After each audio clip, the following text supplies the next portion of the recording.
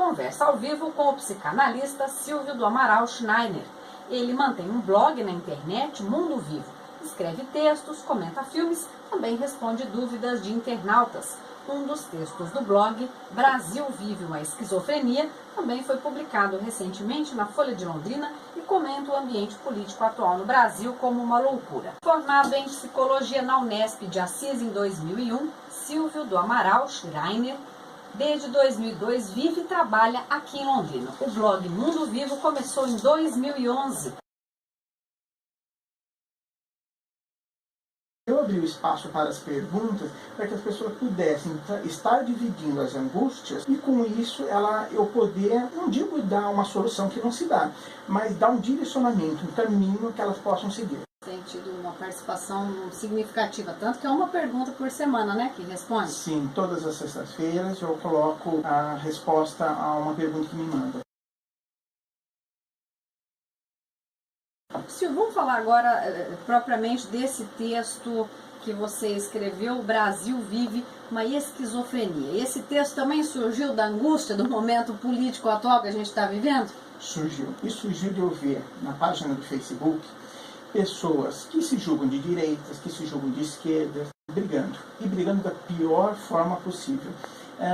Não é uma briga que leva a uma discussão, mas é uma troca de desaforos, uma troca de ofensas. E fica as coisas totalmente divididas. Por isso até que eu usei a palavra esquizofrenia, que significa uma divisão, né? Está com a mente dividida. Então, ficam as coisas idealizadas. Uma pessoa fala assim, eu estou certo nesse ponto, isso é o certo e isso é o errado. Então, quem está errado é meu inimigo. Então, eu vou atacar, vou dizer que não presta, vou dizer que não serve, que não funciona. Então, foi nesse movimento que eu estava vendo entre as pessoas. Porque a esquizofrenia é uma psicose, né? Um tipo de psicose. Exatamente. Esquizofrenia é uma linguagem mais psiquiátrica e mais comum. Mas na psicanálise a gente usa o termo psicose. E a psicose, a esquizofrenia com psicose, é de um sofrimento tamanho para quem vive essa dificuldade, né, Silvio? Sem dúvida.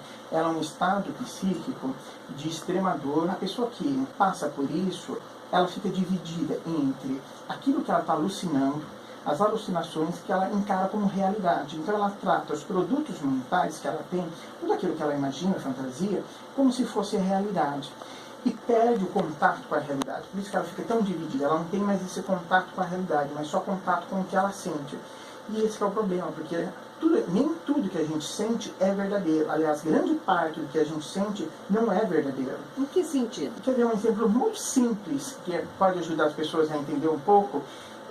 Uma pessoa, eu estou andando na rua e uma pessoa está de cara feia, olha para mim de cara feia, mas essa pessoa pode estar de cara feia por mil motivos, sei lá, ela brigou com uma pessoa conhecida, ela teve uma má notícia, etc. Assim. Mas às vezes uma pessoa esquizofrênica, ela está brava comigo, ela está brigando comigo. Só que isso é fantasia dela. Só que ela não está vendo que a realidade pode ser completamente outra. E ela nem sabe qual é a realidade, porque aquela pessoa estava com aquela cara. Porque ela interpreta as situações da realidade de acordo com o sentimento dela. E aí ela pode querer brigar com aquela pessoa, porque aquela pessoa, ela julga que estava brava com ela. Então, nesse sentido, que é transformar, né, a fantasia em realidade. E você faz uma analogia, então, com essas mensagens, com as imagens que tem se postado na internet, de que muito do que está sendo dito, do que está sendo colocado, tem a ver com alucinação, não com realidade, Silvio? Exatamente, com alucinação. Que as coisas estão ruins, estão. Isso não é alucinação. Mas a forma que as pessoas estão tratando o que está ruim é que já é alucinação. E de ambos os lados, não é só um lado, não. Mas de ambos os lados, as pessoas estão tratando tudo isso daí de uma forma totalmente fantasiosa. As coisas, elas estão virando paixão. E a paixão ela é perigosa. Eu estou falando da paixão no sentido patológico, né? No sentido doentio, não daquela paixão que encanta. E quando uma pessoa fica apaixonada, ela se torna fanática. Existe apenas uma ideia, que é um ponto de referência, e essa referência ela ganha tanto valor e tanto poder que a pessoa não pode mais se desfazer dela. Então todo mundo que atacar essa ideia valorizada, né, ela vai ser considerada um inimigo. Nós estamos conversando com o psicólogo, psicanalista Silvio do Amaral Schneider. O Silvio escreve textos num blog que ele mantém na internet, Mundo Vivo. Recentemente ele publicou um texto, Brasil vive uma esquizofrenia, fazendo uma analogia ao momento que a gente está vivendo aqui no país. E nesse texto, Silvio, você coloca do perigo que é o fanatismo associado à violência, né? O que a gente tem visto em algumas ações, alguns gestos na rua, por exemplo, as pessoas brigando, né? Semana passada eu estive numa padaria aqui em Londrina, terminei de fazer minha compra, estava pagando no caixa. A hora que eu chego no caixa, eu vejo muitas pessoas assistindo às câmeras de segurança dessa padaria. E aí pergunto para a gerente que me atendeu o que significavam as imagens, e ela contou de uma briga de dois amigos, que o motivo era a política, né? Então as pessoas estão saindo no tapa, né? Agora o mais grave é que uma violência ainda maior se estabeleça, né, Silvio? Porque nós temos aí, semana passada, tivemos ao vivo aqui a contribuição do sociólogo, o professor da UEL, Marco Rossi, e ele estava dizendo que esse momento que a gente vive, ele nos mostra que nós temos o fascismo arraigado na nossa cultura, né? Então aí também mora o perigo. Sim. Ouvindo você falar o que aconteceu aí no exemplo que você deu da padaria, dos amigos saindo no tapa, tal, esse fascismo, o Freud, o criador da psicanálise, ele dizia que todos nós temos um impulso destrutivo muito grande. Então não existe ninguém, você, eu, todos nós temos esse impulso destrutivo, por mais doloroso que seja falar, mas a gente tem essa bomba dentro de nós. Agora, o que acontece é que a gente também possui uma mente. Se a gente desenvolve uma mente, aquilo que são os nossos impulsos destrutivos podem ser pensados, digeridos, assimilados, né? Eles são elaborados e a gente consegue, ao pensar sobre eles, reagir de uma maneira mais humana. E a gente não nasce humano, a gente se torna humano através dos nossos relacionamentos. A nossa biologia é de um animal, uma fera, pura e simples, a gente vira uma fera.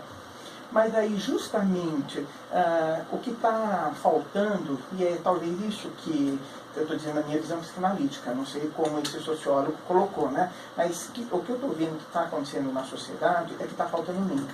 E amizades vão ser desfeitas, e coisas cada vez mais violentas e agressivas vão acontecer. Isso também já está chegando na clínica, no seu consultório, esse tipo de relato, essas amizades sendo questionadas, sendo desfeitas por conta de divergências de opinião em relação a esse momento que a gente vive, Silvio? Você já teve relatos? Já está chegando lá esse tipo de informação? Até chega, só que no consultório analítico é diferente, porque eu volto para a pessoa e no relacionamento da pessoa comigo, porque a psicanálise funciona no relacionamento que a pessoa tem comigo, né? Com o analista. Exatamente. O que a pessoa está transferindo para mim? O que está acontecendo é muitas pessoas brigando comigo, né? Elas vêm e brigam comigo, que eu sou culpado disso, que eu sou culpado daquilo, mas é justamente isso que ela precisa, desse espaço, para que a gente comece a conversar e ter um relacionamento, ou seja, transformar onde não havia mente em um lugar onde passa a haver uma mente, onde só havia acusações, para um lugar onde passa a haver uma conversa. Inclusive, nós recebemos aqui também, para discutir esse momento do Brasil, uma professora aqui do Direito Público, Érica Dimitruk. Nós tivemos aqui na rádio também um exemplo claro, assim, dessa dificuldade do diálogo, né? Nós tínhamos um funcionário que a Érica estava colocando as questões que ela tem refletido sobre esse momento. Inclusive ela integra um grupo aqui de professores da UEL que tem se reunido toda semana. Eles têm feito encontros num movimento que se chama Em Defesa da Legalidade da Democracia, e aí a Érica veio para apresentar o que tem sido pensado em relação a isso. E aí logo que ela chegou, ela estava relatando essas informações ali na sala do jornalismo, chegou um funcionário, e aí o funcionário disse: se você estiver conivente com o PT, você está conivente com a corrupção, logo se alterou. Tem um estado de alteração muito grande no ar, né, Silvio? Sim. É óbvio que a gente tem opiniões, e é óbvio que às vezes se deparar com uma opinião contrária à nossa, a gente vai ficar mesmo, vamos dizer, até mesmo enraivecido, às vezes chateado.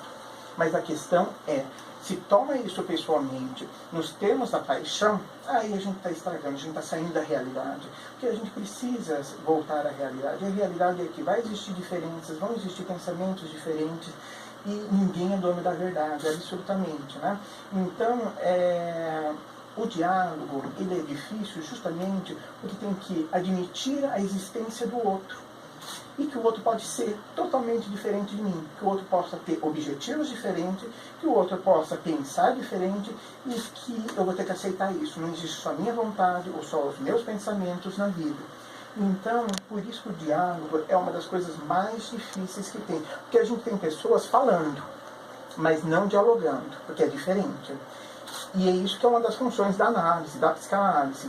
Fazer com que essa pessoa comece a dialogar, a conversar lá com o analista, para que ela vá levar isso para fora na vida dela, nos seus relacionamentos, né, na sua vida profissional e pessoal. Eu estava ouvindo você dizer, você falou que tem então muita gente falando, mas também não tem gente dialogando. E também eu acho que o espaço da escuta hoje está bem comprometido, né, Silvio? Porque as pessoas também elas querem falar, mas na hora de ouvir ou de escutar, porque escutar implica num processo mais elaborado do que ouvir. Ouvir é um dos 5 sentidos humanos, não é isso? A escuta ela passa por um processo também psíquico nosso, né? E aí eu acho que está faltando gente com essa disponibilidade da escuta. Como é que você avalia? Olha, eu creio que para poder escutar, você precisa abrir mão do narcisismo. Se você, ou seja, o narcisismo é um termo psicanalítico, talvez muitas pessoas não saibam, mas narcisismo é um foco só em si mesmo. Eu só consigo ver os meus objetivos, as minhas necessidades, as minhas angústias, e o outro é apenas um mero objeto. Então, para poder escutar o outro, eu tenho que sair um pouco de mim mesmo e construir essa ponte. Porque construir ponte exige uma mente, exige uma elaboração, exige que eu consiga controlar, e eu falo controlar não de uma forma doentia, mas conseguir conter os impulsos que a gente tem. Como a gente tem impulsos destrutivos, uma hora ou outra a gente vai ficar com raiva de quem está do nosso lado. Não tem como isso não acontecer, isso faz parte da nossa vida, é da nossa natureza. Só que se a gente tem uma mente, a gente consegue pegar aquilo que a gente sente, a raiva, o ódio que a gente sente, e não precisa atuar. A gente simplesmente pode conter isso, falar e até mesmo mostrar que aquilo lá desagradou e tal. Mas a gente passa a tratar o outro com humanidade. Porque a gente também se trata com humanidade. E o que é se tratar com humanidade? É não deixar com que esse ódio também venha a todo o direito. O problema é que a gente não tem conversa entre as pessoas, porque a gente não tem conversa conosco mesmo. Narcisismo, você falou aí, a gente lembra da letra do Caetano, né? Narciso acha feio o que não é espelho, né, Silvio? Sem dúvida, essa estrofe aí dele foi muito feliz. Muito feliz. Você vai encolhendo o tempo, né? O tempo ele vai sendo utilizado, o parâmetro do tempo, os parâmetros que a gente vai utilizando, né, para pensar no tempo, ele vai adotando uma velocidade que a mente muitas vezes não está nesse tempo, né? Outro, não é? O tempo da solidão, o tempo do luto é outro tempo, né? Eu tenho um pensamento, não são todos que vão concordar comigo, mas as pessoas falam assim, essas redes sociais estão fazendo isso com a gente, como você citou, estão dando essa pressa, essa correria toda e não estão dando espaço. Não sei. Eu creio que a gente inventou as redes sociais justamente para justificar que nós não queremos ter esse tempo. Ou seja, por que essas redes sociais dessa forma fazem tanto sucesso? Justamente para que a gente não tenha que pensar, porque pensar é doloroso. E eu falo pensar que é entrar em contato consigo mesmo, sobre o que você faz na sua vida, sobre as responsabilidades que você tem diante de você mesmo. Então, isso é muito doloroso. E as pessoas não querem ter esse tempo, justamente porque querem evitar a dor. Porque a construção da mente, né, ela é dolorosa e ela é individual. Ninguém vai poder pensar por nós, ninguém vai poder assumir a responsabilidade pelas nossas escolhas, pelas nossas decisões. E é justamente isso que eu mais vejo as pessoas tentando evitar, construir essa mente. Agora, 13h24, nós estamos ao vivo aqui com o psicólogo e psicanalista Silvio do Amaral Schreiner. Se quiser conhecer um pouco mais das ideias dele, ele tem um blog na internet chamado Mundo Vivo, um blog que ele começou a colocar no ar em 2011, então já faz 5 anos que você mantém essa página, né? Tanto com textos que você coloca semanalmente, como respondendo dúvidas dos internautas. Exatamente, vai fazer 5 anos certinho agora em maio. Ô Silvio, já estamos caminhando aí para os instantes finais da nossa conversa. Quando eu te fiz o convite, foi a partir desse texto que eu li seu, que está disponível no blog, Brasil Vive uma Esquizofrenia. Tem alguma coisa desse texto que nós não colocamos, que você gostaria de acrescentar, ou também fica à vontade para as suas considerações? Eu acho que a gente precisa refletir. É fácil falar isso, né? Quando a gente está vivendo, às vezes, momentos de grande turbulência, muito mais cômodo a gente simplesmente se apaixonar, atuar, fazer e partir para ação. E está faltando muita reflexão e está tendo, né, um excesso de ação. Então a reflexão é que está fazendo falta. Quando eu escrevo esses textos, quando eu os publico, é justamente para que possa ser um momento de reflexão, para que algumas pessoas possam ler. E isso que eu recebo, às vezes eu recebo e-mail de algumas pessoas, ou até ligações de algumas pessoas que falam: eu gostei daquele texto, aquele texto me fez pensar em algumas coisas, ou me fez repensar em algumas coisas. Porque está faltando esses espaços para a gente pensar, um espaço onde a gente possa, sem paixão, né, sem atuação muito grande, entrando em contato com a realidade. E esse excesso de ação que você fez referência, explica isso para nós, que para mim acho que pode elucidar mais. Esse excesso de ação são esses impulsos. Os impulsos, eles só têm um objetivo, eles querem ser satisfeitos. Ou seja, se eu estou mal, eu vou gritar, eu vou virar essa mesa aqui que está na minha frente, eu vou brigar com você, eu vou te xingar, etc. Tal. Isso é uma ação. Só que nem toda ação ela é boa. A gente precisa saber que ação que a gente vai se engajar, que ação que a gente vai ter. E daí que a gente necessita reflexão. A gente precisa saber, mas peraí, essa ação que eu estou fazendo, ela traz um benefício para mim, benefício que eu digo de crescimento, de enriquecimento, em termos mentais específicos, né? Ela traz um enriquecimento ou ela me empobrece? E as pessoas não estão nem mais parando para pensar, elas estão simplesmente atuando e vão ver o que vai dar. E justamente isso é a falta de uma mente. A gente está muito primitivo, a gente precisa conter os impulsos.